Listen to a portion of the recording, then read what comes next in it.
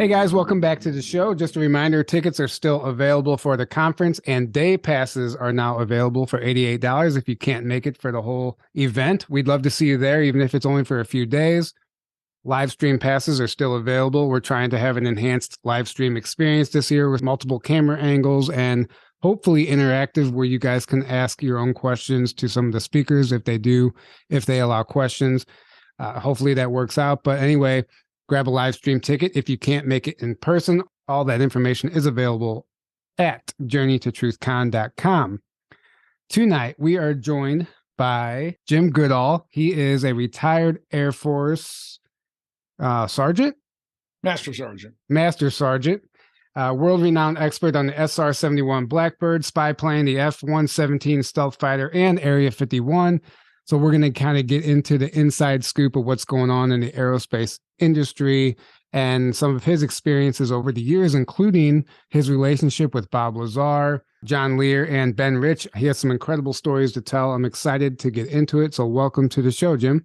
I'm delighted to be here. It's going to be fun. The end of April is going to be more fun, though, I think. Right. Yeah. Right. If you guys don't know, Jim and I will be on we're heading down to Belize to go explore some ancient ruins. We're pretty excited about it. So that's going to be really awesome. But before that, I want to get to know you a little better and ask you about some of your time in the industry. You're obviously an author also, and you've written plenty of books on the subject. But I'm most interested in your relationship with Bob Lazar, John Lear, Ben Rich, because you have some inside information, I guess you could say inside information on these guys and your relationship with them that not many other people have. And I didn't know if you wanted to kind of let us know how you found your way into this whole industry and how you got to meet these people. Well, I guess the key to how I met, who I met, all starts with John Andrews. He was the plastic kit development director for testers. And through a mutual friend, Dave Menard, he's also an old retired master sergeant. He's long gone now. But John Andrews was preparing to do a 1/4-inch kit of the Blackbird, and he called the guys at the Air Force Museum. He talked to a dozen people, and every single one of them says, "You got to call Goodall. He has the skinny on what you're looking for." And we immediately became best of friends. And because of John Andrews, he said, "Well, I got to introduce you to a very dear friend of mine." This is like 1973. Oh, that's what, 60 years ago? And he said, no, that's 50 years ago, 50. Not 60. Yeah, that's new math. And he says, I think you'll enjoy him. His dad brought Learjet to the world. It's John Lear. So I became a confidant of John from 1973 on until his death last year. And I think he died March 30th of 2022. It's been almost a year. Wow. Yeah. And he was a character. That's the only way to describe John Lear. He was a one of a kind. He probably had more certificates for flying various aircraft and helicopters than probably anybody else. I think he was type rated in over 50 aircraft types, commercial, private, and some military. And he was born to fly. On his 16th birthday, he flew his dad's Learjet, Lear 23, with a FAI inspector on board. And he flew solo around the world on his 16th birthday. And he still holds those records today, wow. Which is pretty phenomenal. He flew for Air America subsidiary called Continental Air Service. He flew it's a Swedish type of short takeoff and landing aircraft, high wing, turboprop. And he would land on 600 to 700 foot runways that were cut into the top of a mountain. So if you undercut, you crashed into the mountain. If you overshot the runway or didn't stop in time, you go over the ends and down four canopies of Cambodian or jungle. And he said he's been shot at while he's done that. And a lot of times, depending on where he was going, they would always fly with the right-hand side door removed. And sometimes he would come down just touching his wheels, and he would just shove the stuff out without stopping because he's being shot at. And then the pilots were not allowed to fly with weapons. All of them did. And if John was shot at, he'd take his aircraft and he'd fly around where the shots were coming to. And he had his beautiful 1911 45, and he'd just start bomb, bomb, bomb, just shooting at them, throwing another magazine and just shoot some more. So he was a real buccaneer. There's only one person like John Lear on the planet, and he came and went. Right, and he shared because of my friendship with John Lear, I met Bob Lazar, and that's a fun story. And it all focuses around my love of spooky airplanes. I'm a UFO guy too, but I really my true focus and calling is snooping on our government in and around Area 51, trying to find out what they're flying today or what they're flying back in the day. And in November of 1988, the Air Force announced the existence of their stealth fighter, the F-117. And they weren't saying where it was flying out of. They had only one photo of it. It was shot from a tanker. It was backlit. They used a telephoto lens. So the image was all compressed. So early January, I call up John Lear and said, "Hey, I'm going to come into Vegas. Let's go see if we can find an F-117. So I said, "Sure." So I flew in. This, like I said, it's the first week of 1989. And we're heading up to Tonopah. And when you leave Las Vegas, you go up US 95. And about the halfway point between the two is a place called Scotty's Junction. What's famous about Scotty's Junction, it was a house of ill repute, also known as a whorehouse, that was taken over by the federal government because they hadn't paid their taxes. And they ran it out of business. I don't know how you can run a house of ill repute out of business, but the government managed to do that. But about 15 miles north of Scotty's Junction, an F-117 about 1,500 feet above the ground crossed the roadway at about a 45-degree angle, and about crashed the car. So we got up to Tonopah. We grabbed a quick bite. Then we headed east on US 6. You go down out about 14, 15 miles from Tonopah, and there's nothing out there. I mean, it's just barren. There's a big sign with a B-43 nuke on top. It says Tonopah Test Range.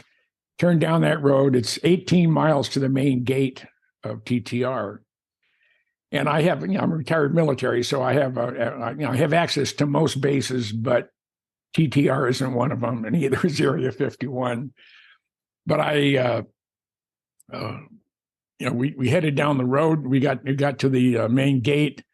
And we decided we're going to go along the fence line. So we drive about 2 miles west along the fence line, and we're looking down on the entire complex. You can do that today, by the way. Anybody who wants to, who has a vehicle that they don't care if they get a little bit dusty or dirty. I won't take my car because it only has about this much ground clearance. Sure. I'm going to stop you just for a second before you go on with the story. And I don't mean to be rude and interrupt, but you're with John Lear. You guys are going to explore this F-117. At this point, had he shared any information with you on what he believed the government had access to, or the technologies that the government was working with at that time? He shared everything with me over the years. He was pretty outrageous in a lot of areas. Sometimes I think he was overzealous with his ideas, his information, but he did share most everything with me. And he was talking about the underground facilities. I think for a fact that I had a chance to interview the former facility manager at Area 51, or a retired Blackbird pilot. And I asked him, are any underground facilities at Area 51? He said, no, because if there were, I'd have been responsible for them. So he said, not to my knowledge. He said, we have the ability on the other side of the mountain, which is the Papoose Range. That's the backdrop to Area 51. They have the boring machines there that can go through solid granite at 1 foot an hour and cut a 36-foot diameter hole. And Wow. they used that when they were digging down when we still did underground nuclear testing. They go down 1,500 feet, 3,000 feet, depending on the yield.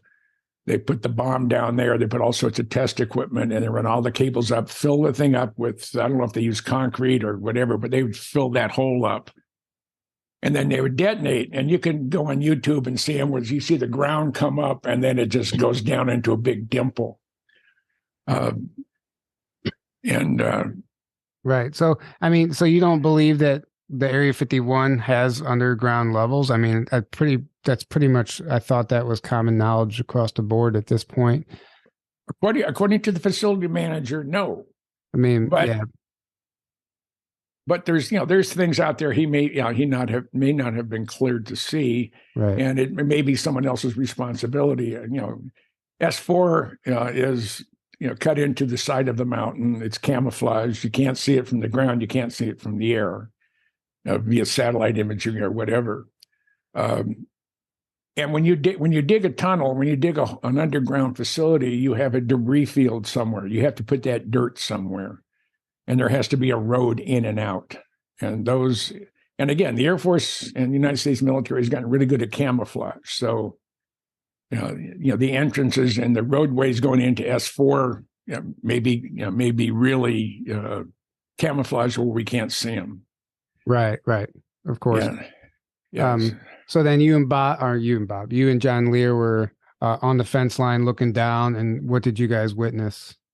Well, I look to the north, and about 15, 18 miles north of us, I see a black fuzzy ball with a light on the bottom, and then a little bluish white fuzzy ball with a light on the bottom.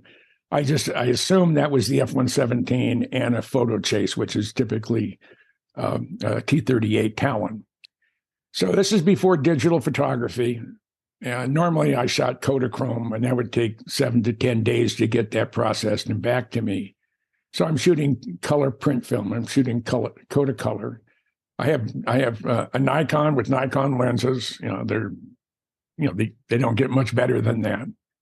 And I'm watching it, as the F-117 is filling up my viewfinder, my body is starting to vibrate. I was like a 10 or 11-year-old boy seeing a naked woman for the first time. I mean, literally, I was trying to keep myself from vibrating, but it was just vibrating. And the 117 flew off and landed, and it was incredible. And I said, John, let's get out of here. We got to get back to Las Vegas in time so I can go to a photomat. Those of us that have white hair or gray hair, we know what photomats are. They were a little kiosk in the middle of a parking lot, usually in a shopping center. They were the same color as Kodak. They were yellow and that yellowish orange and red. And you can go in and drop off your film. You don't even have to get out of the car. You just drive up. It's like a barista now. That I think the coffee baristas have taken over those little shacks. Mm-hmm. And I knew it was going to be, a couple of days before I got the print film back. So I was kind of frustrated. So we head on out. We stopped a Little Alien in Rachel for a quick bite. And then we head to, back to Vegas. We know we're getting there after 9:00 when the photomats are closed. And we finally get to Lear's house. And he said, I have a new friend. He just moved up here from Albuquerque. He's interviewing for a job out in the desert. He hasn't gotten it yet, but he's had quite a few interviews. I think you'll like him. So about 15 minutes after we arrived in Vegas, knock on the door. Lear goes and answers the door. The young man comes in, very pleasant, nice-looking guy, and introduces himself as Bob Lazar. Wow. And we're just talking airplanes and stuff like that. And I said, hey, I got some film that I'm frustrated. I can't wait till tomorrow so I can get the film processed. He said, what kind of film? I said, Kodacolor 100. He said, well, I have a processing unit at home.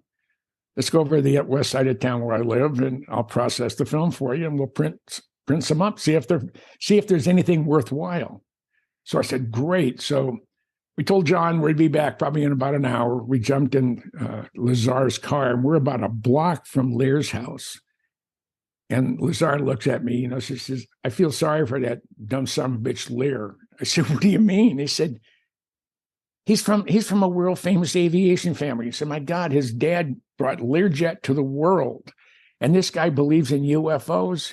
You got to be kidding. He says, I'm a nuclear physicist. If I can't prove it mathematically or put my hands on it, it doesn't exist. He said, you couldn't put a gun to my head to convince me that UFOs are real. Well, that was Bob Lazar's statement to me. How ironic. Before he was hired on at S4. His story has never changed. In 1989, 1990, he had I think it was a DEC, a mini computer in his house, because PCs at the time were not very good, not very fast, and had limited capabilities. And he had a NEMA enclosure, and it was filled with processors. I mean, it was 19-inch wide, it was a 24-inch deep and 6 foot tall. That was his computer back in 1989, 1990. And then shortly thereafter, I get up a year later, George Knapp has a guy named Jared silhouetted, altered the voice, talking about doing reverse engineering on alien spacecraft. And that was my introduction to Bob Lazar. And he since changed his story. He believes in UFOs now. Oh, absolutely, absolutely. So, and I've stayed true to my feelings about Bob. There's all sorts of speculation. Oh, he's a plant this and this and that, and he doesn't exist anywhere on federal records prior to 1989. That's when they made him a non-person. Yeah. And fast forward to Desert Shield and Desert Storm. And it's 1990. I'm there. I had 5 years active duty, a 10-year break, and then I had 21 years with the Minnesota Air Guard as a traditional weekender. But my company had been shut down by the French, and I was going through divorce. So I volunteered to go to Desert Shield and Desert Storm. I even volunteered to go to Saudi Arabia for a year. But I was at the Pentagon. I'm at Guard Bureau, and I have Bob Lazar's W-2 in my back pocket. And on this one particular day, I had absolutely nothing to do. There was a stand down or something going on in Saudi Arabia.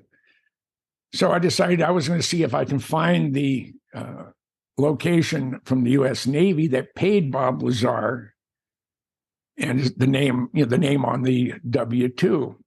So I'm looking through the Pentagon directory, and I cannot find the specific Department of Navy that paid Bob. It's not listed anywhere in the Pentagon directory. So I decided. I think it was NCIS. I think it was Naval Investigative Services, or almost like the Navy JAG office. Found that office, and I said, "Well, I'll just see if they can tell me." So I go in there. At this particular point, I'm still a tech sergeant. I'm in my my blues. Not the full dress uniform, but my light blue shirt, dark blue pants. I go in, the doors open. I walk into this office. There's a young Lieutenant JG behind the desk, and I said, "Sir, can you tell me where this Department of the Navy is?" And I handed him Lazar's W-2. He looks at it and he says, "Sergeant, excuse me for a second." He gets up. He goes into the 2-Stars office. He's in there 20, 30 seconds, comes out, said, "The Admiral will see you now." Now, those of you who have been in the military, especially those of you maybe even in the Navy, no 2-star admiral on just a hunch or whatever is going to talk to a puke Air Force / Air Guard enlisted person. So I go in there. I gave him a real sharp salute. Instead of saying "at ease," he said "parade rest." So I can tell he was irritated at me right then. And I'm standing there, and he's holding Lazar's W-2. He said, "Sergeant, I don't know where you got this, But if I see your face cross the threshold of my office ever again, you'll be the most sorry son of a bitch NCO in the United States military. Do you understand me, Sergeant? I said, yes, sir. And with that, he put Lazar's W-2 into the shredder. Wow. He said, you're dismissed. Now, Bob had been a plant. If Bob had been a phony, I would not have had this reaction from the 2-star. Right. He was pissed because I had something, a name of a Navy organization that the name is classified apparently, and that he was incredibly. He was angry at me. I mean, it wasn't, well, you shouldn't have this or whatever. What are you doing in my office? No, he was. I mean, his eyes were big. You could tell by his tone of voice and his facial expression. This 2-star was pissed at me. Yeah. Right. And, when I got back to the section, I just scratched my head and I said, well, probably the only reason why I got the reaction that I did is that Bob Lazar's real. Now, he's real to me. He always has. And it goes on and on. The other thing another piece of the puzzle that people ignore, well, he's a plant. He's never done this. He's never done that. George Knapp, who I've known as long as I've known John Lear, so that's, over 50 years. George Knapp went to Albuquerque, where Lazar said he had worked. He worked at, I think it was Sandia. And he went to the Sandia library. It's there. There's two parts of it. There's the classified side and then the public side.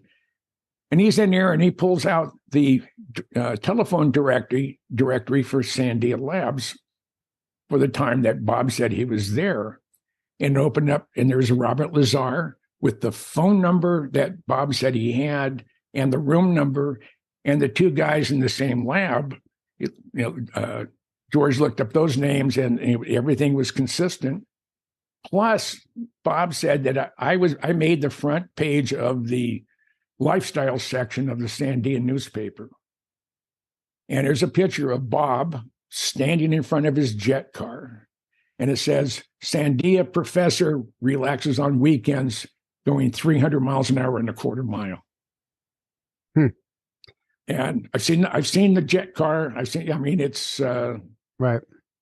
So everything that I wasn't even looking for emphasized the fact that Bob is real. Bob is not a plant. Bob is who he says he is. Right. Well, it would make sense that there would be a force in place trying to discredit him.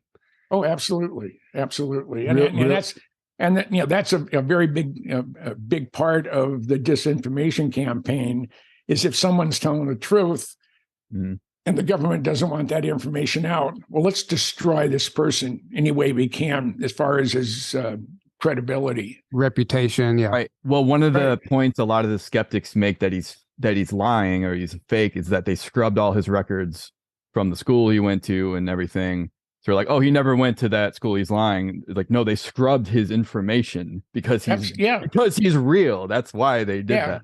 Not because he's lying. And then two, I remember him saying the whole reason he even went public is because he was scared for his life because they were already starting to kind of come after him. And he's like, well, I got to come out fully publicly now. Otherwise they can kill me and this information dies with me. And they had called him and they wanted, the security people wanted to talk to him. But they said, we'll meet you out at Indian Springs, which is now Creech Air Force Base. It's about 30 miles outside of Las Vegas on US 95. And Bob said he went out there for the interview and he's sitting in the car with him. They pulled guns on him and threatened to shoot him. And I think that's when Bob said, look, this life is too short.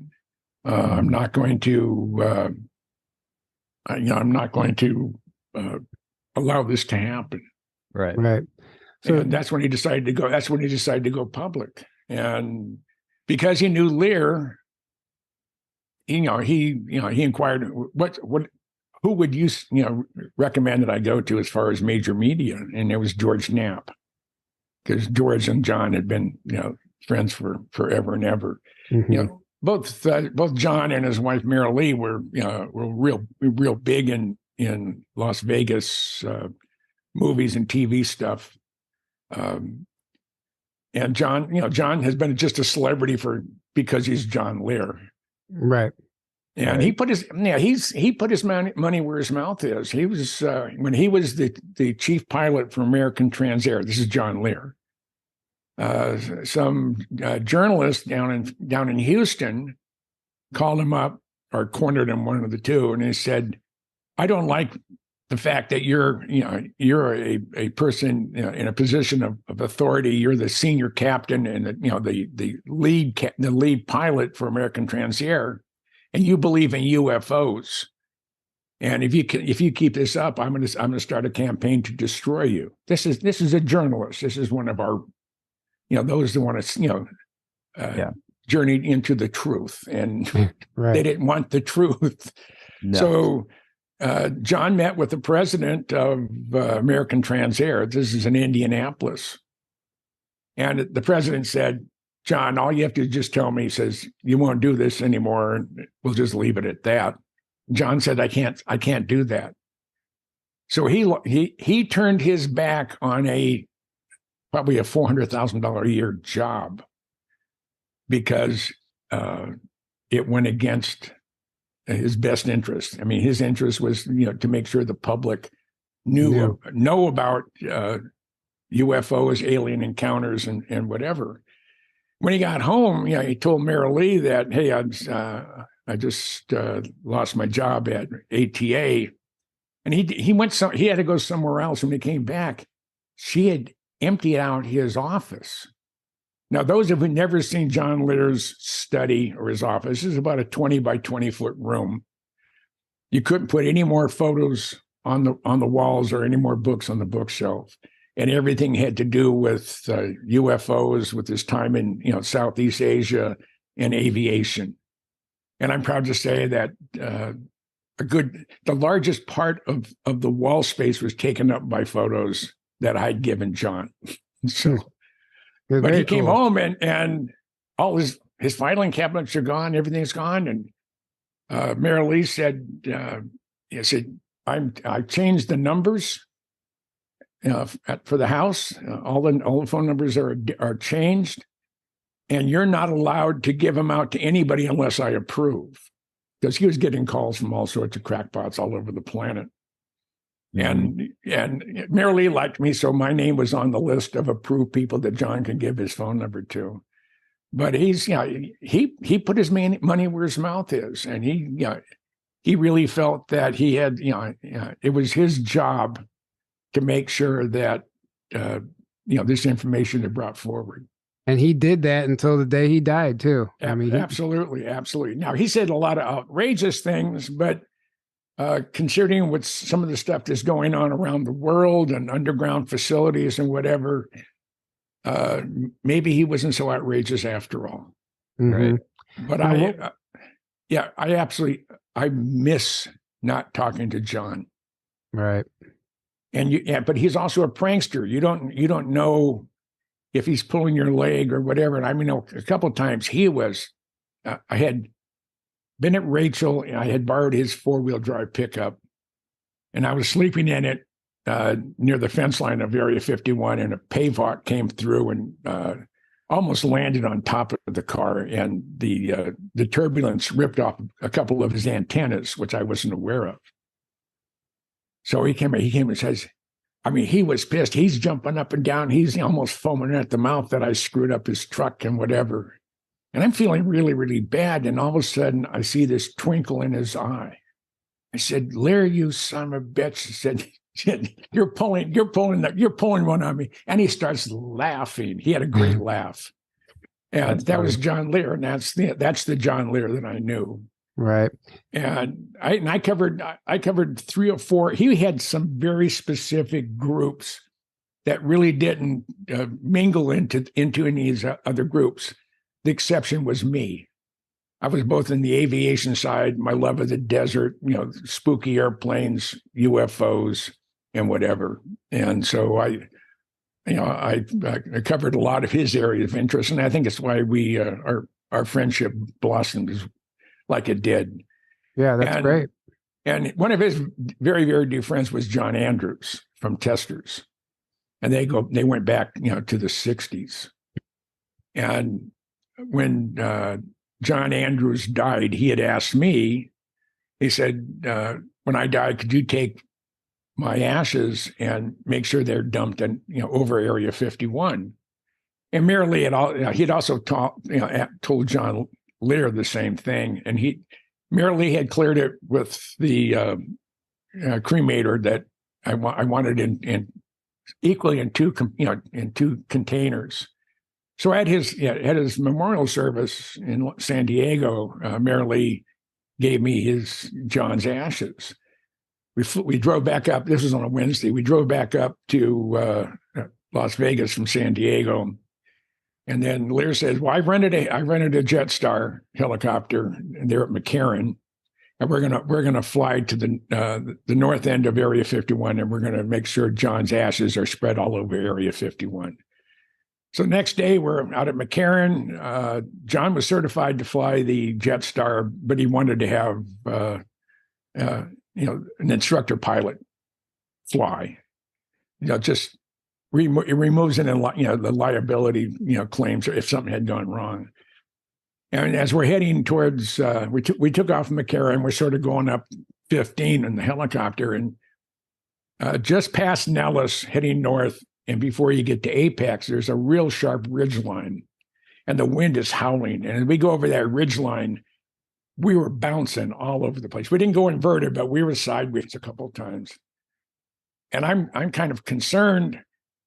And I look at Lear and I look at the pilot, and they're just sitting there like there's nothing to be concerned about. I said, well, if they're not concerned, then I'm not.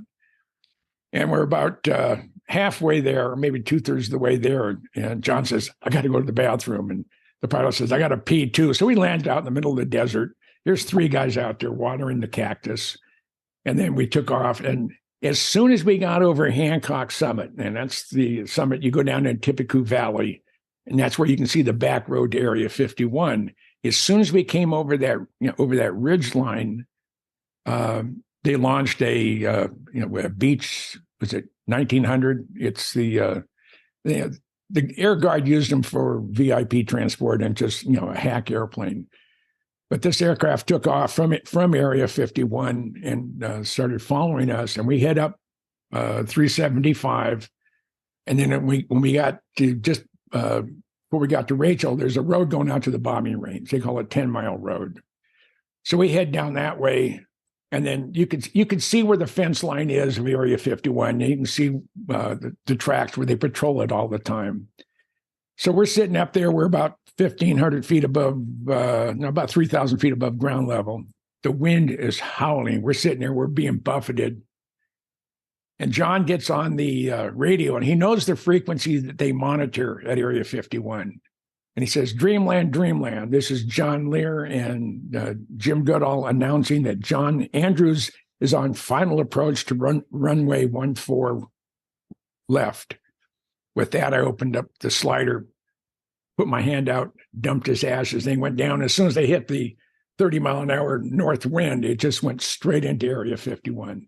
So John's ashes are scattered all over the place. That's a great story. And we had a military escort with the Beech flying around us, and then we headed back, and the Beech back into Area 51. So it was the reason I'm where I'm at today is because of John Andrews, and that was just a fitting tribute to my friendship with him and my friendship with Lear. Yeah, thanks for sharing that. Yeah. Now, did you? From my understanding, you had a relationship with Ben Rich as well, the CEO, former CEO of Lockheed Skunk Works. What was that relationship? And because I'm sure you're familiar with his quote, we already have the means to travel among the stars, but these technologies are locked up in black projects, and it would take an act of God to ever get them out to benefit humanity. Anything you can imagine, we already know how to do it. Did he share anything that pertained to that with you while you were friends with him? Yeah, we talked once a quarter for 25 years. I don't know how I got onto his list. of favorite people. But if I didn't call him, he would call me. And we would just chat. There were times when I called him, he'd put me on speakerphone. His secretary, June, would recognize my voice. Mr. Rich's office. Hi there. Oh, Mr. Goodall. So just a second, I'll connect you with Ben or connect you with Mr. Rich. He put me on speakerphone. I can tell there's a half a dozen people in his office, and we're just sitting there shooting the breeze. And it just went on that way for up until he died.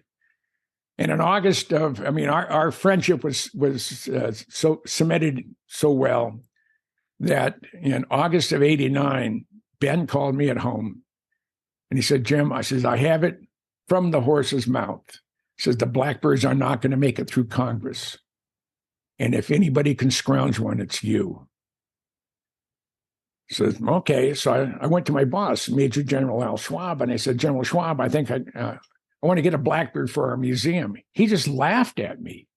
I said, sir, rather than saying no, why didn't you give me the opportunity to fail? And he said, all right, Smarty, how are you going to get it here? Because, the ones that are available for museums, they don't fly. So I said, I already have that covered. He says, what do you mean? He said, well, I called the Adjutant General of the state of New York, General Weaver, and I called his office, and the secretary answered the phone, General Weaver's office. I said, this is Sergeant Goodall with the 133rd. That's the 133rd Airlift Wing in Minneapolis. He says, is General Weaver available? Just a minute, Sergeant, I'll put you through. So General Weaver gets on the phone, and we're chatting away, and I said, sir, I have a proposition for the New York Air Guard. He said, what's that, Sergeant? I said, how would the New York Air Guard like to move the world's fastest airplane in a couple of your C-5s? And he said, he's quiet for about 10 or 15 seconds. He said, you mean the Blackbird?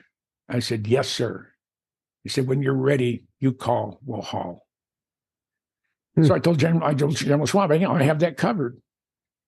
And they did when we got the letter from the Air Force Museum. The other thing I managed to do, which has never happened before or since, is I got the entire Minnesota congressional delegation, 5 Democrats, 5 Republicans, all to agree to sign the letter that the Minnesota Air Guard Museum should get the Blackbird, or a Blackbird, because of the involvement of Honeywell. Honeywell had all the electronics, the autopilot, the stabilization augmentation system, inlet control system. That was all from Honeywell. 3M provided a lot of the flexible circuits and adhesive used on the Blackbird. Rosemont built and manufactured the static pitot system.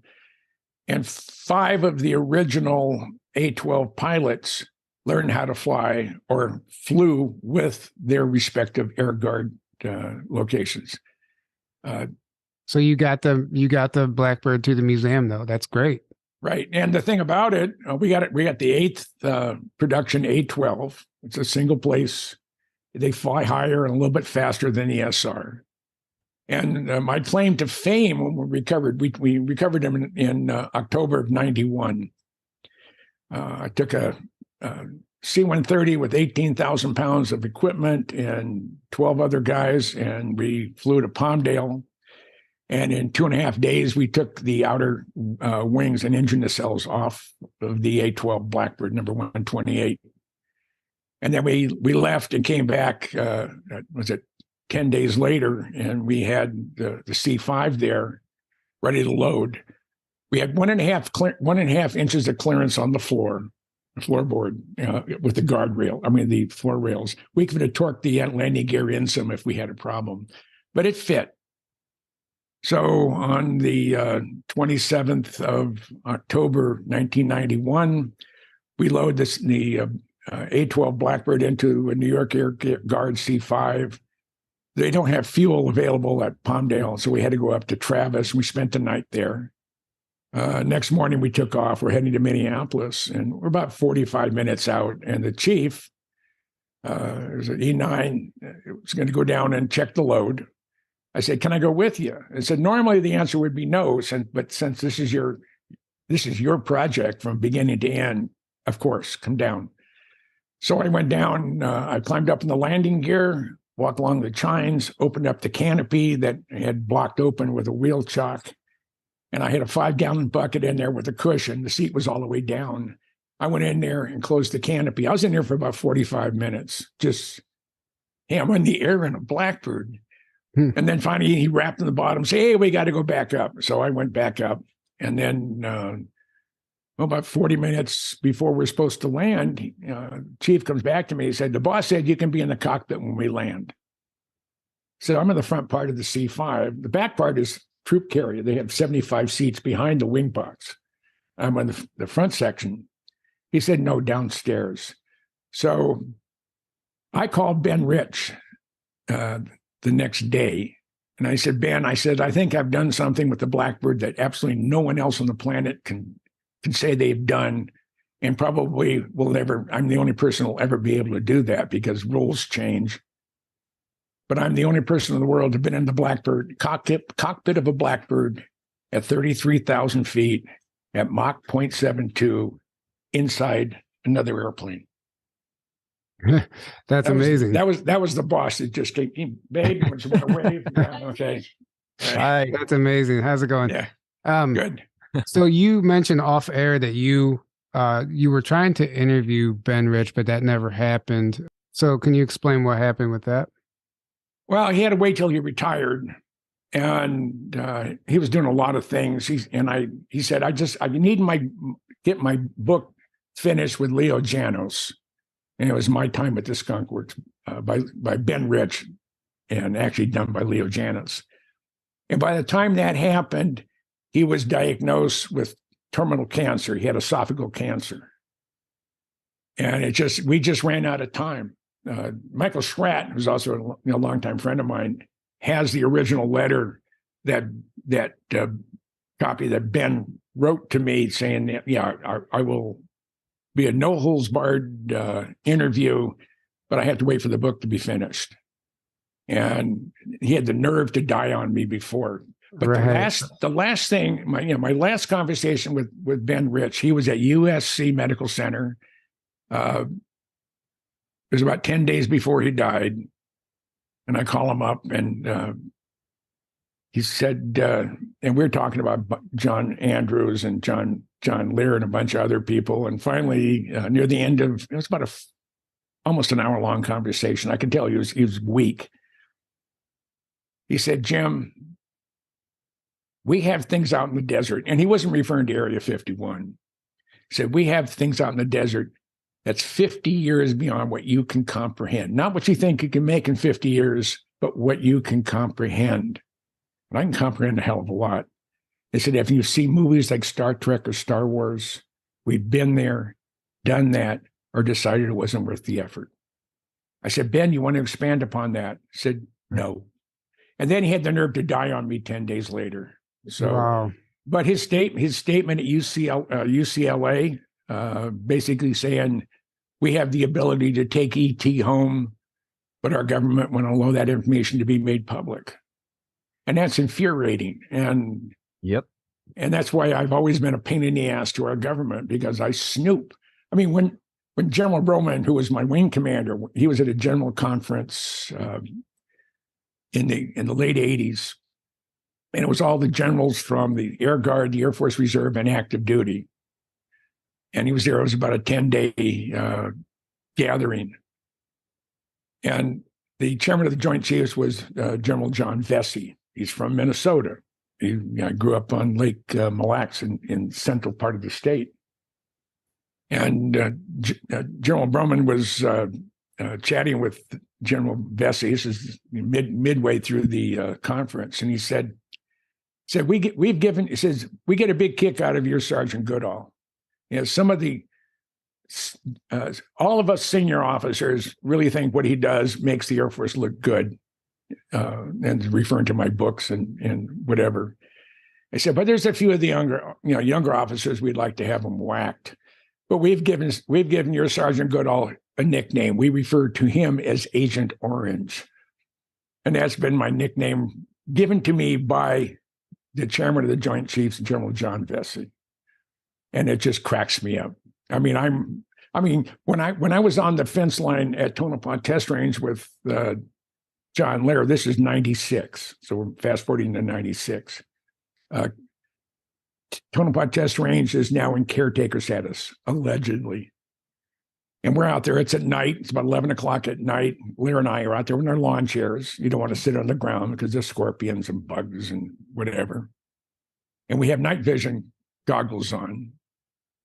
And we look and we see 3 armored personnel carriers coming, one from the west, one from the east, one coming up from the south.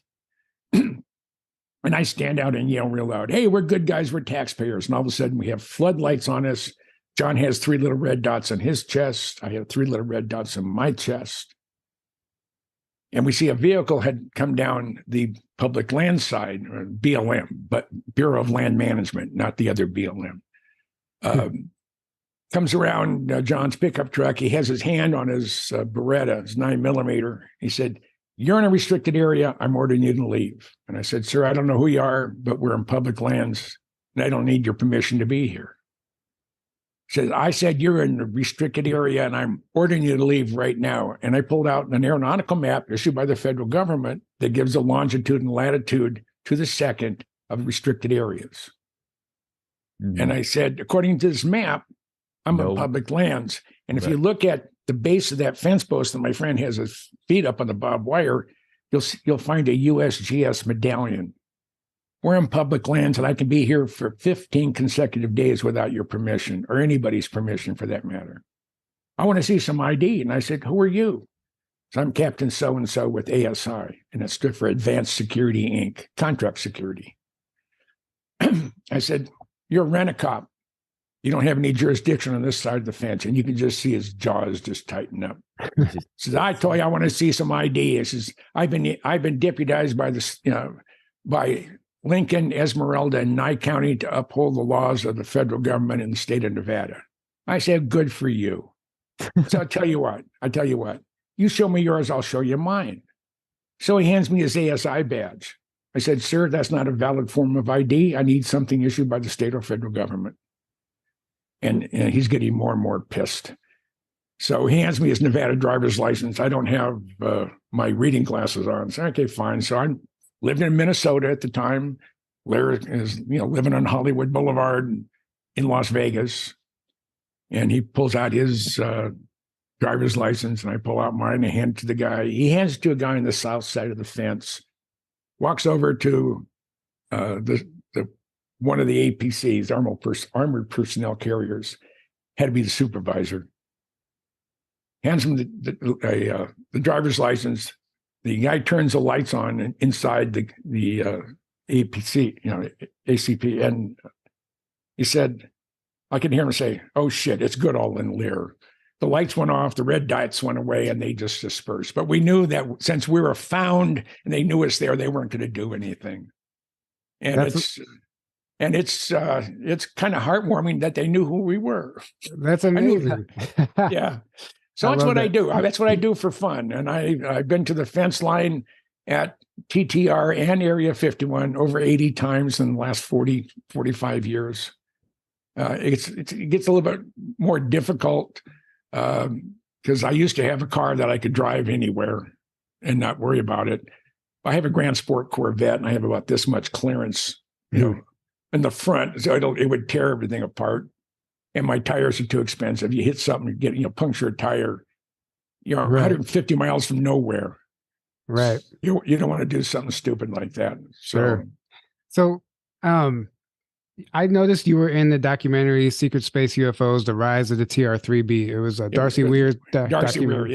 Yeah. And so what, are you familiar with the TR-3B and its capabilities? Have you experienced anything surrounding that?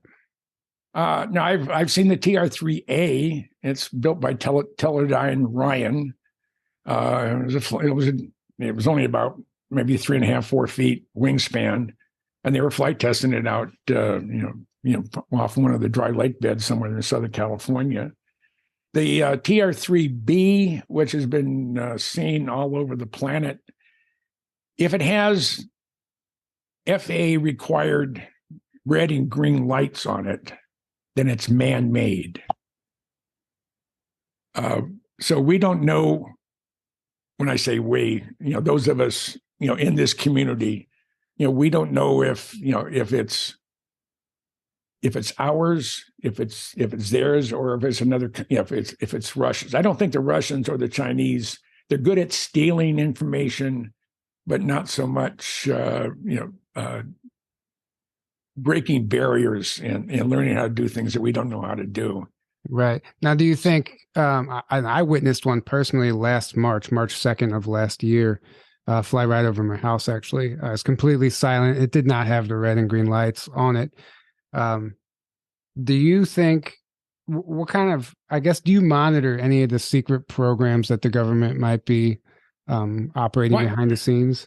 I try to, I have a lot of friends. I've lost a lot of them over the years. I was in the group of people that I hung with that were really into spooky airplanes, the Area 51 and things that go bump in the night.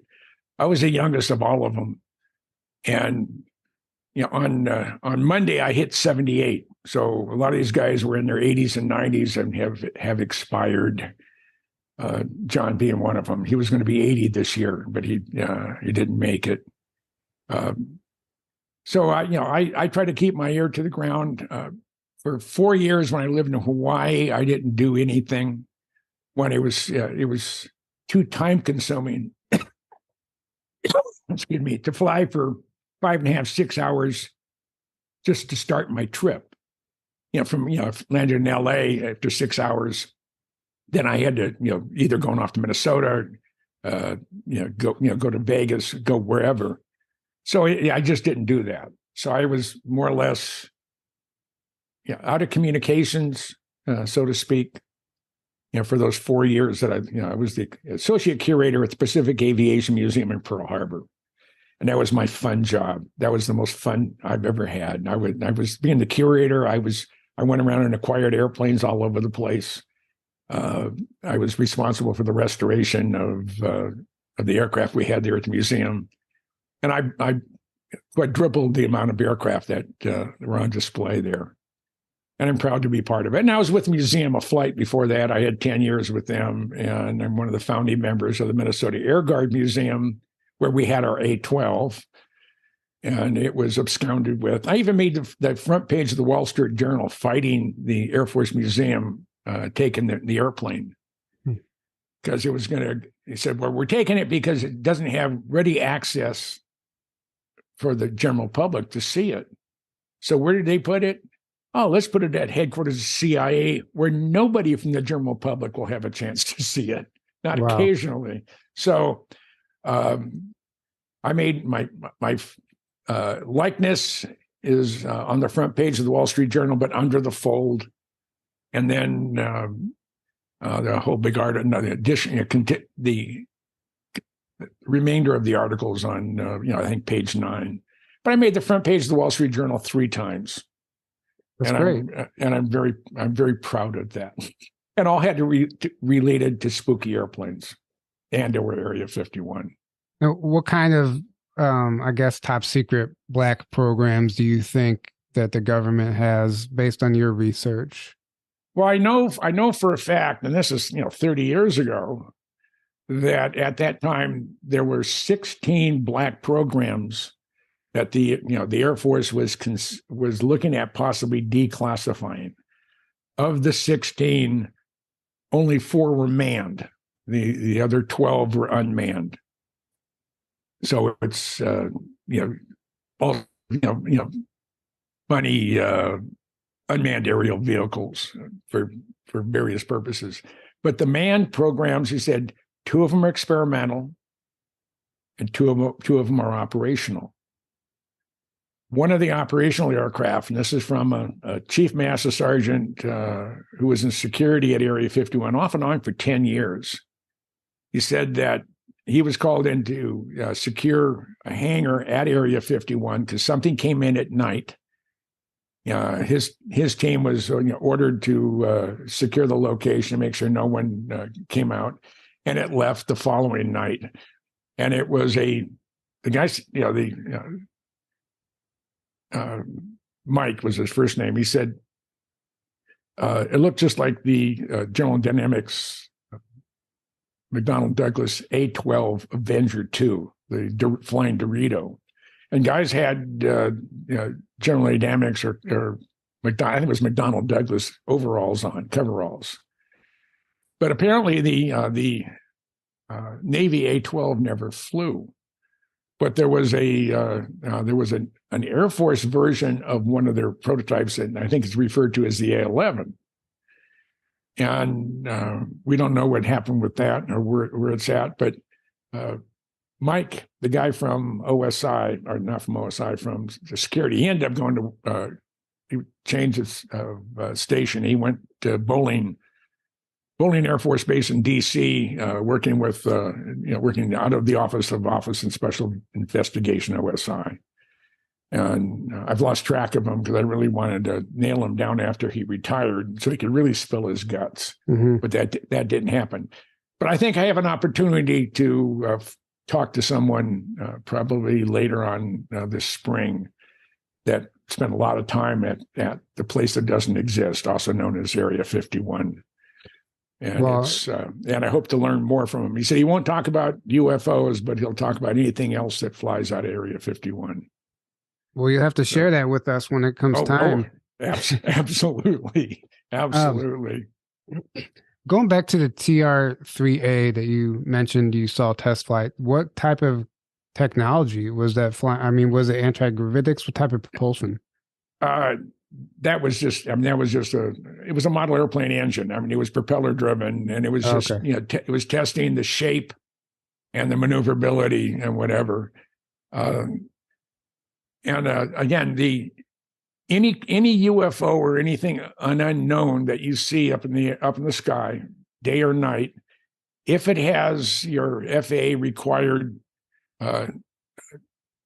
position lights on the wingtips and or landing lights or whatever, it's more than likely man-made. Right.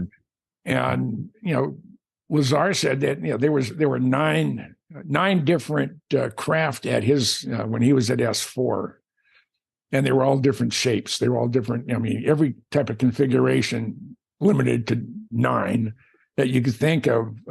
He saw on one particular day when all the interconnecting doors were open.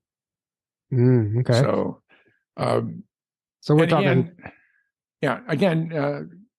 Because of the fact that I didn't do anything for 4 years, it was kind of hard to get back into it. And a lot of my friends that I was really close to had passed away.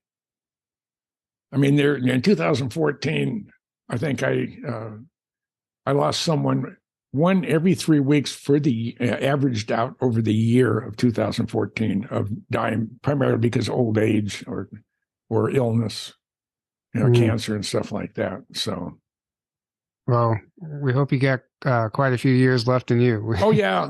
I have a feeling I'm gonna live to be at least 105. Perfect.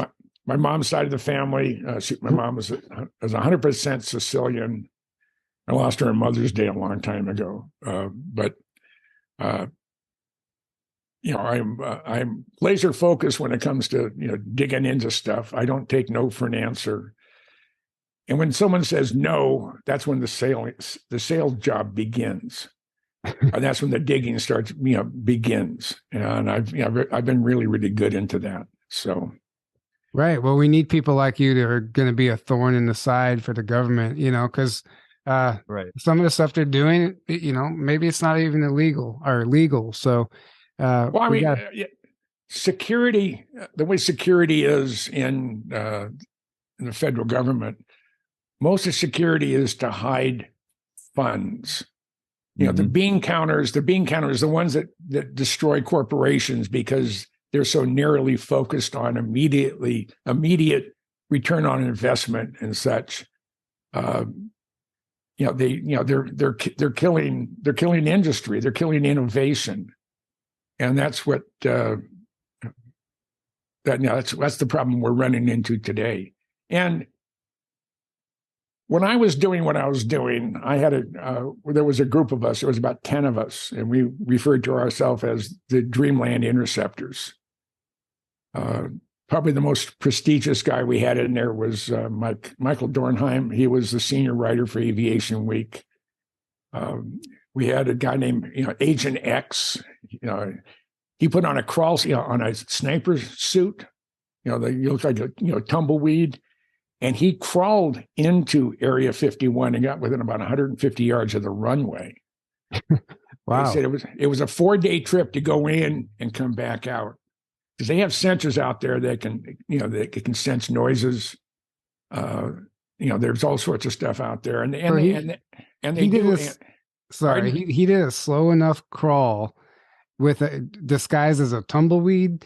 He had a sniper's suit on. Okay. So I mean, I could go out in the backyard, behind the fence here in the desert, and just curl up into a ball in a sniper suit, and you could be looking for me all day long and walk right by me and never know it. He said he had people walking. He said there was a maintenance team or someone doing something with the runway lights. It's only about 150 feet from them. And he says later, so the hardest part was going to the bathroom. And, of course, he had to bring enough water with him. It wasn't so much the food, but he had energy bars and whatever. I said, would you do it again? He said, no. my nervous system couldn't stand it, because you're thinking the whole time, what if they find me? I mean, I'm in really deep kimchi if that happens. But they didn't find him. It's impressive. He just tried it just to see how close he could get and make it back. That was his only purpose. Now I wandered in from the north fence line. There's a whole series of hills. It's run off everything else from the Groom Range. And I was about 3 miles in, and I think I probably lost 10 pounds in sweat. It was wintertime. It was 30 degrees out. The fraud that I was married to before, she was also a good seamstress, and she made, I had some of your survival blankets, the ones that day glow orange on one side, aluminized on the other. And she sewed on with a quilted pattern, some infrared suppressive desert camouflage material, and made a poncho out of it. So if I heard, and it would have to be really loud because I'm really hard of hearing, if I heard someone coming, all I had to do was just pull the thing around me and crouch down into a ball. And even if they're scanning with their infrared, I would not show up. Wow, that's great. But I got in there about 3 miles worth, and I'm just sopping wet from sweat. I was so darn nervous. And finally, I just turned around, and every time I'd go over one of these rises, I'd see another one, and I went over 3 or 4 of them, and I said, "No, I'll never make it. I'll never survive the anxiety associated with it." I mean, that's a commitment. Not many people would even dare to try that. So I think it's pretty awesome that you guys even attempted it. Yeah. But to go back to the TR-3B, they're being seen all over the world, and they come in various sizes, and it could be those that are man-made would be an offshoot or a replication of the bigger TR-3Bs, because there's regular size ones and there's super sized ones. You think this is the type of craft that but Bob Lazar was reverse engineering? More than likely the propulsion system is the same. One of the things that Bob said in the very beginning, that the element 115, providing the anti-gravity capabilities was element 115, and people started laughing at him. Well, that doesn't exist anywhere. Well, yes, it does. Mm-hmm. And not many years later, or I guess multiple years later, they made the announcement. Oh, we've created element 115 in the lab. It's not very much of it, but we have it. So, the element he was talking about, everything that Bob talked about, as no one can find fault with what he has to say. Right. There's Dave Fruhoff, who was a former SR-71 pilot and who was a facility manager at Area 51, was looking for UFOs. Said, because he said in late 72 or early 73, he was stationed at Kadena, Okinawa, flying SR-71s over Vietnam, North Vietnam, Cambodia, and Thailand. And he was on a night mission. He said he was at 78,000 feet at Mach 2.7, 11 o'clock at night. And he's going straight. He's not, banking or going anywhere. He's just going in a straight line. Off to his left is a 3/4 moon. Off to his right, about 5 or 6 miles off to his right, 5 or 6,000 feet above him, he's getting glints off of something reflective. It wasn't, there were edges to it. It wasn't a round or smooth surface. The thing had edges. He doesn't know if it was metal metallic or if it was just shiny surface reflective. He contacted Kadena on secure voice to see if they had another bird up. He said, "No, you're up there by yourself." And he said, "No, I'm not. I'm going to go take a look." And he advances the throttles. Now, the SR-71 will fly at Mach 2.7 at absolute minimum afterburner. That airplane is more fuel efficient at Mach 3.2 than it is at subsonic. The airplane and the inlet and the engines, they just want to go fast. And unlike 99% of the aircraft out there, the high-performance aircraft, where your top speed is, say, is Mach 1.2 or 1.8, but the operating range is only, 60% of your total right. capability. On the Blackbird, it flew at about 95, or between 90 and 95% of its maximum performance, both in altitude and speed. So as he's watching this thing, as he's coming up to it, he doesn't want to open up his visor. He's getting reflection inside the cockpit, even though the lights are such that they don't cause any problem going straight. But to look out the window and to look up, he's getting this reflection. He didn't want to open his visor to get a better shot in case all of a sudden he had rapid decompression. He would be toast. So he didn't, he couldn't, because the stars are up there at 85,000 feet or 80,000 feet. The stars, there's billions of them, and you could see where there are no stars, where shape was, but he couldn't see that. And said when he was still 1,000 or so feet below the object and still probably a mile away, this thing took off. Said at about a 30-degree angle of attack, and he lost track of it as it went through between 180 and 200,000 feet. When he retired in 78 or 79, he applied for a job with Flight Systems out of Mojave, which ended up being the path to his next job, which was facility manager at Area 51.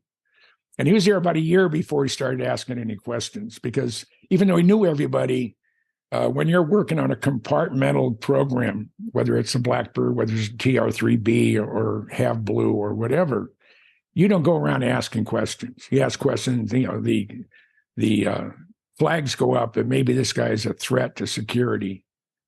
And all I had to do is pull your ticket, pull your security clearance, and you're screwed. If your entire life is revolved around having a security clearance, and all of a sudden you don't have one, that's a real good incentive to keep your mouth shut. Mm-hmm. So he was there about a year, and after about a year, he started. He was at the club one evening, talking to some guys that had been there, for 10 or 15 years already, contractors, civilian types. Said, "Did we ever have anything flight tested out of this place that could leave a Blackbird in the dust?" And all of them said, "Nope." And he, later on, he denied ever saying what he said to me. I think he was, he was talked to by some of the security people, and there's no positive aspects to keeping this stuff quiet. As American citizens and taxpayers, if there is a threat, and I don't see UFOs as a threat. They've been coming here since time began. And if they were hostile, if they had ill intentions, we would already know it. We wouldn't be on this conversation right now. We'd be in the lithium pits, up until you died, digging for, rare earths and stuff like that. So, but I think we may not be in the position, I'm talking about humans, we may not hold the key to disclosure. It may be them. There was an Israeli scientist said here within the last year or two that we're not ready to see the aliens, to see the UFOs. We're not ready for it yet. It's coming, and I think it's coming soon. I hope it happens before I pass. I want to see them at an open house flying over. Oh yeah, this is our sports model, and this is our top hat version. Oh, and this is the TR-3C, which is bigger and faster. And I hope to live long enough to see that. But it's going to happen. Disclosure is going to happen. Mm-hmm. Apparently, Dr. Greer has some new stuff. Michael Schratt is working for him now as an archivist and a historian. And when it comes to Michael Schratt, nobody knows the subject better than Michael when it comes to stuff that's crashed or primarily crash retrievals and crash sites and sightings. And the thing I love about Michael, he doesn't embellish anything. He's like Sergeant Joe Friday in Dragnet. These are the facts and only the facts. Right. And I've known Michael for 25 years now, and he's like my kid. Aaron, were you going to say something? Yeah, I was just going to say, I mean, there's been many whistleblowers over the years and decades that have said different, what we would call benevolent ET groups, have actually tried approaching our government and other governments around the world and said, hey, if you guys get rid of your nukes, stop warring, stop killing people, we'll share our technology with you and help you and eventually, disclose ourselves to the world and everything. Once there's peace on the planet, there has to be peace on the planet. They're not going to come out while we still have wars and we're still doing all these shenanigans. And basically we laughed at them and refused and said, haha, no, so then what happens is the negative groups that are like the service to self, grays and reptilians and whatever, go down the list. They see, we can, give them a little bit of technology that they, so basically they gave us this technology that we use for war and for enslaving the population essentially, and for all these negative things. And, but then now they have control over us because we basically let them essentially. And then you have the story of Dwight Eisenhower, who a lot of people think he sold us out to the Greys, which in my understanding, it's not true at all. It was MJ-12. It was all done behind his back. And he found out about it, and he tried to find out what was in Area 51, what was going on. And he was denied access, and he was the president. And he was like, what? Well, no, the president, to quote Dave in the movie Dave, mm-hmm. He said, a president is a temporary employee. Right. He's there for 4 years or 8 years. He's a middle manager. Right. And just because he's president doesn't give you the authority to go to Area 51. And that's pretty outrageous. But that was news to him. Yeah. Because he demanded, he said, I'm going to get the first army out of Colorado and invade the base if you don't let me find out what's going on there and have access. And then, so to appease him, apparently they took him there, showed him a couple things, but nowhere near, all the stuff that was going on there. And he found out basically, oh crap, the military industrial complex is kind of gone rogue, and it's become this massive thing that can't be controlled essentially.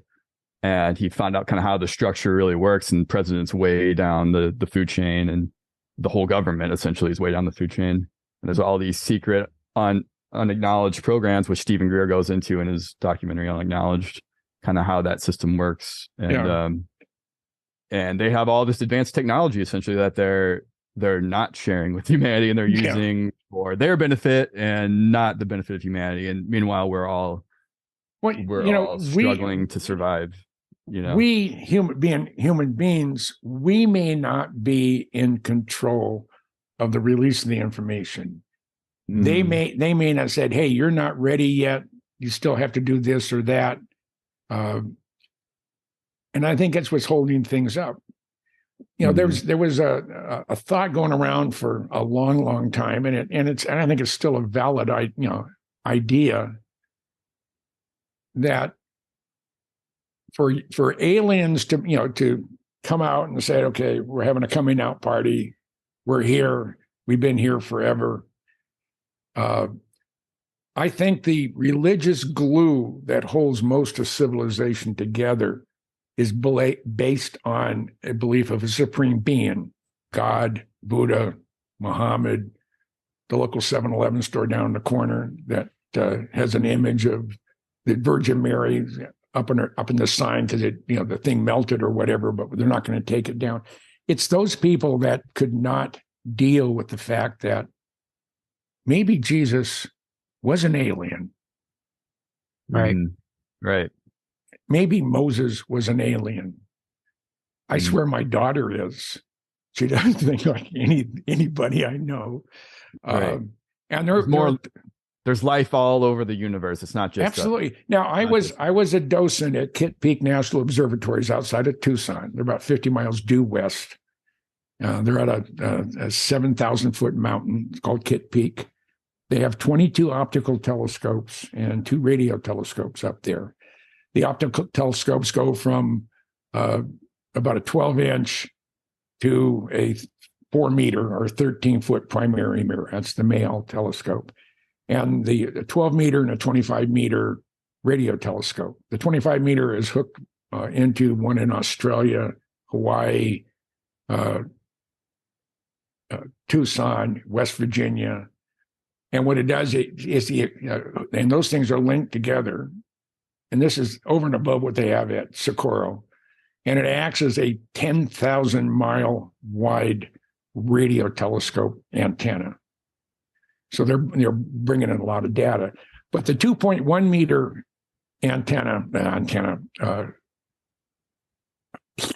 telescope was used by Caltech for 5 years. They're doing remote operation and using adaptive optics. They had anytime they were going to be viewing, their job was to look for exoplanets, planets that exist outside of our solar system. Mm-hmm.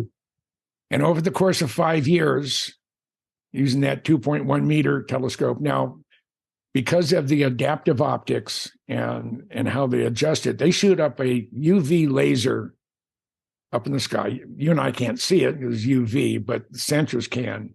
And at 18 miles, it has to be a specific diameter. I mean, down to the nano inch or whatever you want to call it. And what that does is the sensor looks up, and if there's any turbulence, these diameter is going to change. Not enough for you and I to see it, even if it was visible, but it does change.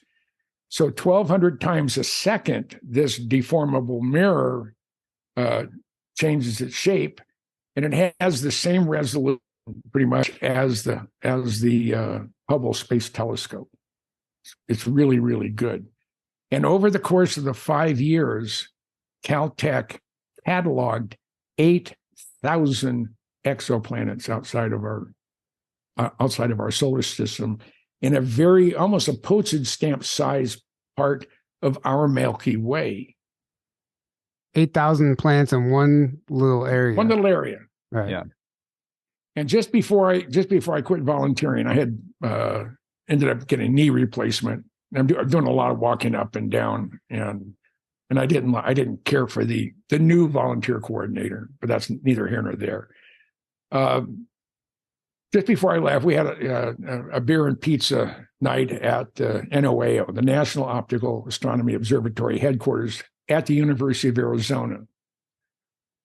And the keynote speaker was one of the head astronomers from the National Science Foundation. And he had just returned from a worldwide conference on exoplanets. And he said, based on all the information coming from all the different observatories and based on proven mathematical formulas, they calculate for every star in the universe, there's 1.5 planets. And out of that incredible number of planets, they calculate that there are 2 billion, that's with a B, 2 billion Earth-like planets orbiting a similar-sized brown dwarf star as our sun in the inhabitable zone with liquid water. To quote Jodie Foster's character in the movie Contact, Carl Sagan's movie, if we're the only ones, what a waste of space. It's an incredible waste of space. Right. Yeah. Exactly. And we're not. I mean, it'd be arrogant for us to think, oh, we're the only ones. We're an insignificant solar system in an insignificant corner of our galaxy that's in an insignificant corner of the universe. I mean, we're like the bastard redheaded stepchild that no one wants to talk to because we're pushed so far out into infinity, and we're the only ones. Yeah. I don't swallow that, but there are people who do. But one of the biggest fears is if all of a sudden it is the religious fanatics and the religious beliefs. If all of a sudden it's speculated and with the arrival of the aliens that maybe Jesus was an alien, maybe Muhammad was an alien. Maybe Adam Smith from on the Mormon side was an alien. Maybe Buddha was an alien. Maybe it talks about and to remove that religious glue that holds civilizations together. Maybe they're concerned with the fact that, well, if there's no God, that means there's no hell. That means if I shoot my neighbor because he's a loudmouth or he looks at my wife the wrong way, I'm not going to go to hell. I may have to go to prison, but I killed that SOB and he's not going to cause any more problems. I think the fabric of civilized society has the potential from coming unglued. And I believe that is, because the Israeli scientists have said humans are not ready for what they're about to see. Well, I think people are coming unglued right now. I mean, there is a lot. I mean, we talk about different subjects every week, but the consensus is like, yeah, ETs exist. We know it. And, we're getting into different races, different species, how they're working with our government. You can't ignore it. Like we can't have an ARV, an alien reproduction vehicle, without the aliens. You can't reverse engineer alien technology without the aliens. And I mean, so you can't pick and choose what you want to believe in. And all the UFO wrecks, not all of them, but most of them talk about dead bodies or living bodies that were recovered and brought to said location. John Lear talked about this in his report that I actually have sitting right here. The John Lear report has more disclosure in this report from 1987 than anything we've gotten in the last 50, 60 years. Yeah. And he talks about the recovered alien bodies from Roswell and some other wrecks and all the projects that the CIA and NSA and Project Blue Book and the government, all of those agencies developed over the years. You can't ignore any of that. You have to just choose not to believe that or choose to believe in what you believe in. But I don't, truth doesn't care how you feel. The truth is also part of the problem is like we're in a system, we're in a society that doesn't teach us these things from day one. Growing up, we're actually taught aliens aren't real. We're the only life. That's all ridiculous. It's ridiculed, blah, blah, blah. So we're programmed as a kid from day one like, what if they started teaching us this stuff? Then it wouldn't be, wouldn't be an issue. Right. So they got to understand, like, the system conditions and programs us to not be ready. That's a big part of it. Like, we have to take responsibility. Obviously, like, there's religious zealots and fanatics and stuff. I used to be one, so I get the mindset. I'm not anymore. I mean, I used to be very Christian, and I used to think, oh, any aliens are demons, because that's what I was told. That's what you're taught, But, like, if I would have been taught in school, at least, that, I would have maybe looked into it. But you're taught to never look into it because it's ridiculous, because there's no evidence there's life, other than humans, and blah, blah, blah. And when in fact there's mountains and mountains of it. There's tons of it. It's overwhelming amounts of it. It's just all covered up and hidden. It's like someone getting a glass of water and said, right, okay, there's no sharks in this. There's no sharks or whales in here, so they don't exist. They don't exist. Right. Exactly. It's asinine. And then you have people, well, if it's true, why wasn't I taught this in school? My teacher said it wasn't true. Why isn't it on the news? Why doesn't the government talk about it when there's actually been whistleblowers from governments that have talked about it? I mean, one of the things that's happened, they've signed legislation has been created to protect whistleblowers. Mm-hmm. And so there's some stuff coming out, and I think this year we're going to see some some things blow up, and I think be more disclosure than we've had for the last 800 years. Right. Even if it's the limited hangout disclosure, the soft disclosure, their narrative, it's still something. We're still making some headway. They're not going to tell us everything, but they have to start telling us something. And they already are. Look at the mainstream media now. They're taking UFOs seriously. There's whole segments on it. They're interviewing people. Obviously, it's, they're not going to share everything, like I said, but it's a step forward. At least now, I think in the coming years, it's not going to be laughed at anymore. When I was on state staff with the Minnesota Air Guard, my boss was Major General Wayne Gatlin, and General Gatlin was just an incredible photographer. There's anything you see of a Duluth Air Guard airplane in the air, and it's beautifully positioned, the background, everything is right on the spot. More than likely, it's a Wayne Gatlin shot. So I was having a cup of coffee with General Gatlin. And I said, General Gatlin, I got a question. Let's assume for a minute I'm an officer and I'm a pilot. I'm flying F-4s out of Duluth, and I encounter and chase a UFO. Nobody else. I was up there by myself. No one else I was with saw the UFO. What do I do? How do I report it? He said, well, when you're finish your training flight or whatever the flight was, and you land, you go through your debrief on how the airplane flew. It was, were these parameters met, whatever. Then you go to the O Club, get 2 or 3 real stiff drinks, slam them down, go to your billeting, and forget what you saw. Because in 1955, which was the time frame that General Gatlin was pulling his firsthand information from, said, first of all, no one's going to believe you. And second of all, it's going to be in your 201 file, which means you're a crackpot, and you've just destroyed your path to promotion. So he said, you ignore it. He said at one time we had Operation Blue Book, but it was still, it would tarnish your reputation, and you'd be viewed as a crackpot. Mm-hmm. Right. It's all fear tactics, fear-based tactics. So you just forget what you seen as that. Right. Yeah, you just forget what you saw and go from there. So, and General Gatlin said he chased a UFO over Lake Superior. They were on alert at Duluth Air Force Base. They were flying F-94Cs, shooting stars. Again, Lockheed. Oh, even a Skunk Works airplane, from its very beginnings, the P-80. And they were alerted to a high-speed object flying over Lake Superior.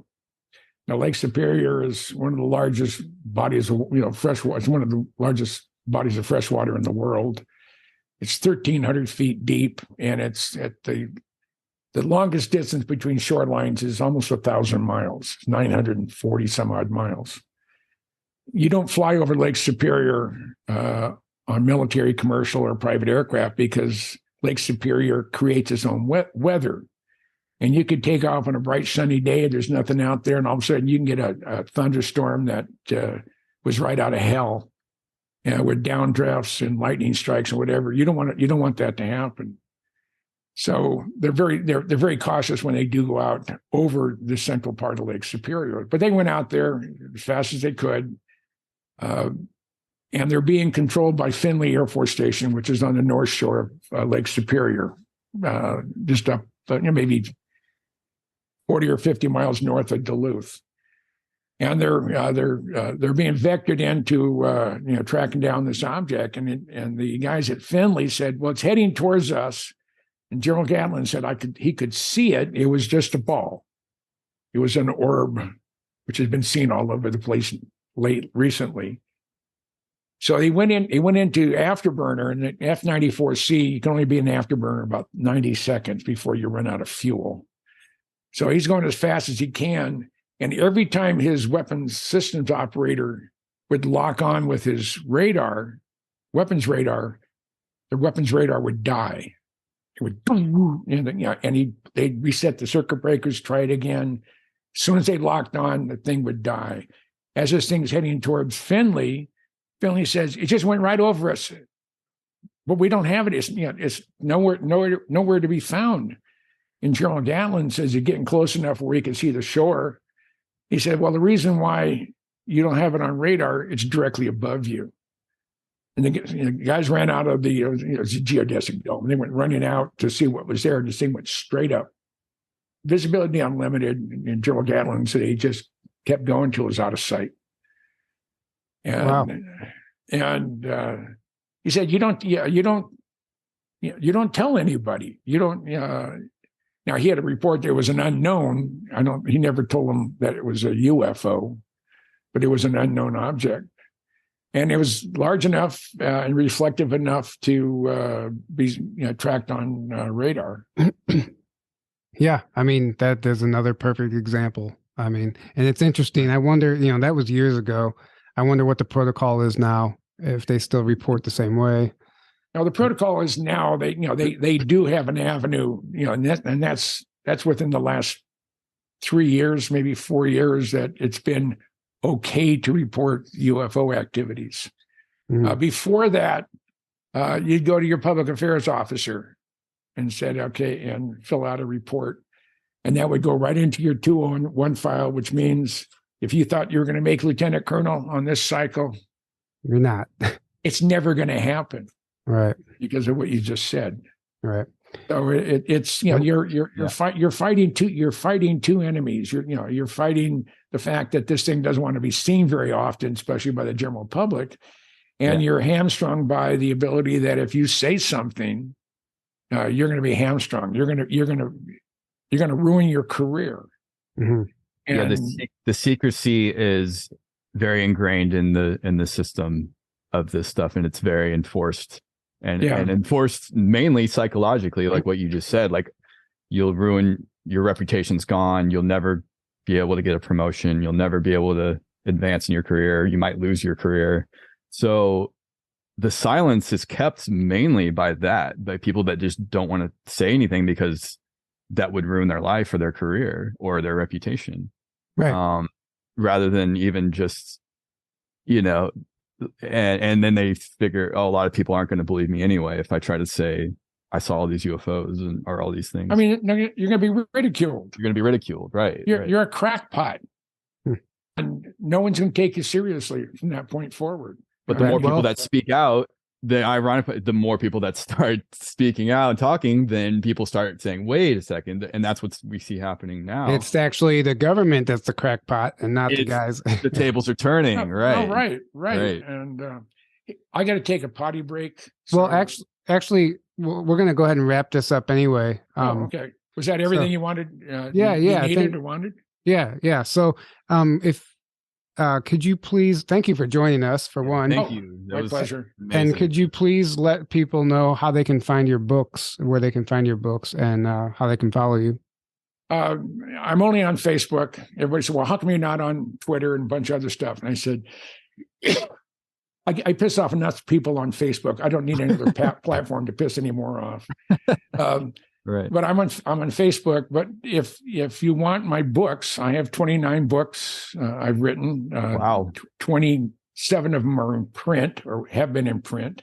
2 of them my 29th book is at the publisher right now. And my 27th book, I'm waiting to get on an Ohio class SSGN. I have the ballistic missile ones covered, but I need the arsenal boat interiors and the differences between an SSBN, which is your ballistic missile submarine, and SSGN, which is your arsenal boat. They modified 4 of the the first 4 Ohio boats and modified them into be arsenal boats. They carry 154 Tomahawk cruise missiles, plus they have 2 dry deck shelters on them, and they're a nasty war machine. And I'm just waiting to get on. And there used to be an organization called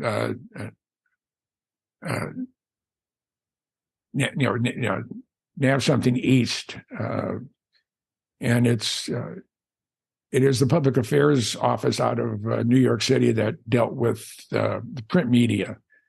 Well, just as of the beginning of this new fiscal year, they've eliminated that position. So I'm off to other places to try to get on a arsenal boat to cover it. They can't say, well, they can't say it's sensitive. I said, I was on a ballistic missile submarine with hydrogen bombs and I shot everything. And you now have a sub with tactical, conventional warheads on it. You can't give me this crap that it's classified. No, it's not. You're just trying to protect your little kingdom or little fiefdom or whatever. But my books are, if you go into Amazon and up at the top, books by James C. Goodall, Goodall, just like it sounds, or Jim Goodall. And I've used both names. But James C. Goodall, you'll find all my hardbound books, which is my books on the Blackbird, on the B-2, my 75 years of Lockheed Skunk Works, and I have my submarine books, and it shows all most of my other books. But I have 29 books with my name on the front cover. Very proud of it. I hated term papers in school, and what happens, I ended up being a published author, and that just blows me away. Well, whenever it interests you, it's different. Yeah, 29 books, right? Yeah. Well, that's great. Thank you so much for joining us today. You're a wealth of knowledge. I love your stories. We're not going to get these stories about Bob Lazar and John Lear and Ben Rich from anyone else. And it's good to, just like Native American lore and legend and knowledge, if they stop telling those stories, the knowledge dies. So it dies. Yeah. Right. So it's great that you're sharing these stories and we're getting the inside scoop and we're learning, what really happened behind the scenes in certain scenarios. So thank you for doing that. Thank you for joining us. We really appreciate your time. It's my pleasure. I'll do it anytime. I'm retired, so I have a lot of free time. The wife is really good about let me hang out in front of my computer. And she, well, you're on there way too much. I said, it's either that or I'll hang out in a bar. This way, you know exactly where I'm at. And more than likely, I'm either talking with someone about UFOs or I'm doing something about airplanes, ships, or submarines. So it's right. That's what I do. That's awesome. Yeah. Right. Well, thank you so much. And thank you guys for tuning in. We love you all. Don't forget, day passes are available for the conference. Come hang out with us. We would love to see you there. You can get those at journeytotruthcon.com. Have a great evening, everyone. We love you and good night. You take care. And thanks for the invite.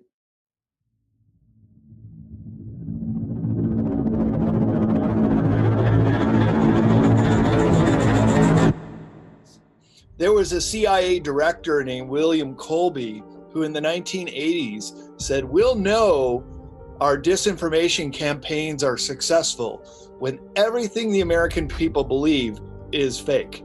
When we realize how powerful we are when we set our intentions and we realize that we aren't just this, we are just these multi-dimensional light beings, and time is an illusion, and it's everything's a perception, then you can go forward and backwards and embody it and just pop out and go and do this work.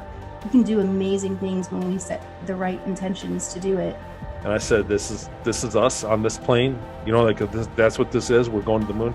And he said, this thing is a lot older than you think it is. And we've been going to the moon a long time. But I wrote on it, I knew that we went to the moon.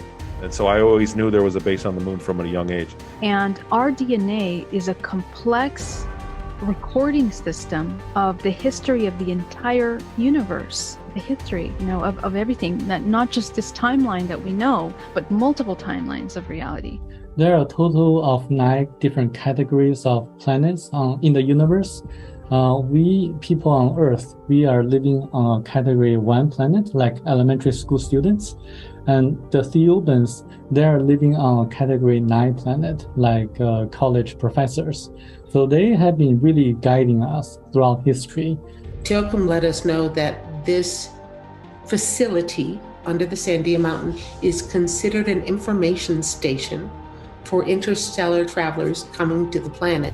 They tell us that their facility was retrofitted into the ancient tunnel system that already existed. And as far as the bending the space-time continuum, I've had something like that happen. And what seemed like about a 5-minute encounter has been 4.5 hours of missing time.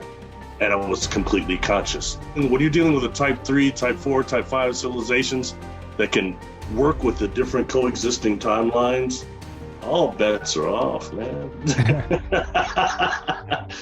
Every time we have Bigfoot activity out there, we're having ETs and orbs and stuff like that. We have a lot of this stuff documented. As a matter of fact, I'm a member of 3 different teams, and I work with people from all over the country out in the field. And we actually have documented a portal, something that we consider to be a portal opening. And we sent 2 of our team members inside of it. And Really? They disappeared and then came back out. I would suggest that we take it one step further and say humanity has never known who we are.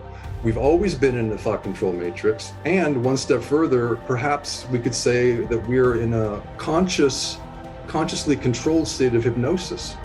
In other words, are the thought control matrix creators constantly bombarding us with frequencies that keep us from being telepathic, that keep us from remembering who we are? The thought control matrix was set up, and we have never known our potential, our power, our beauty, our incredible connection. It makes no sense at all. There is no reason for it other than the programming that we've received for generations, because it's all about order. It's all about listen to your elders, listen to the teachers, listen to the adults, listen. And what that does is it dims the light of the child, and it makes them feel like they don't have a voice. And why that's designed that way by the dark side, and that's in the system, is so that they grow up and they just listen to, and they do what they're told, and they're good little boys and good little girls, and they lose their sense of self. They lose their north, their true north. Yeah. So many adults are walking around in this world, they don't know who they are. So the planet itself is now beginning to split. It's beginning to divide again into a higher vibrational Earth and a lower vibrational Earth. And the race of man is dividing with it. And we're becoming less and less aware of one another. And over time, what will happen, and I don't know how long this will be, one world will have all higher vibrational beings on it, and the other one will all be third dimensional beings, and we will not perceive each other anymore.